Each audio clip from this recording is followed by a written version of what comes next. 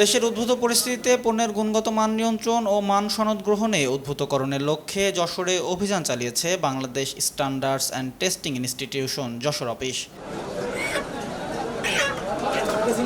সোমবার বেলা 11:30টার দিকে শহরের বড়বাজার, মাছবাজার ও কাঠের পুলেই অভিযান চালানো হয়।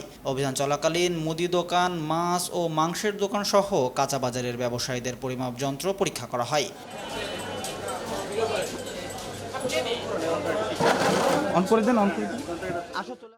অভিযান পরিচালনা করেন বিএসটিআই যশোর অফিসের উপপরিচালক ও অফিস প্রধান মোহাম্মদ আসলাম শেখ। বাজারে মাংসের মধ্যে হোক, মাছের মধ্যে হোক, যেন তারা নিম্নমানের মাংস অথবা মাছ বিক্রি না করে, এই জন্য আজকে আমরা বাজারে অভিযানে আসছি। আমরা প্রত্যেকটা দোকানে যাচ্ছি, তাদেরকে বোঝাচ্ছি যে তারা যেন ওজনে কম না দেয় এবং তাদের বাটখারাগুলো আমরাও ওজন ঠিক আছে কিনা সেটা যাচাই করে নিচ্ছি।